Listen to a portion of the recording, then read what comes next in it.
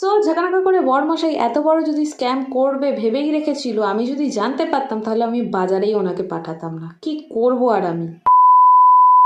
ঘড়িতে 6:30 বাজে, এদিকে গরম জল বসাতে হবে কারণ আমার শাশুড়ি মা দুজনেরই লাগবে। জুনিয়রের বাবাকে ওইদিকে গ্রসারির কিছু জিনিসপত্র আনতে পাঠিয়েছি কারণ সার্ফ এক ফোঁটাও নেই।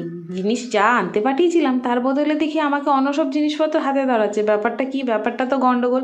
যাই হোক, আমার তো দরকার সার্ফ।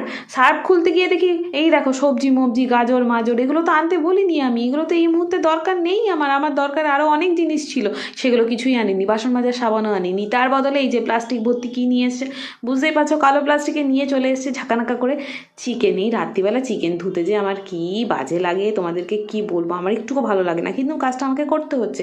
বললাম কালকেই তো আনতে পারতে, তোমার বার্থডে ছিল, সেদিনকার চিকেন আমরা ঝাঁকানাকা করে খেতাম। বলছে না, ছেলে চিকেন খাবে বলেছে, আমি এক্ষুনি চিকেন আনবো। আরে বাবা, বললাম একটা আনতে আর নিয়ে এলো আরেকটা। যাই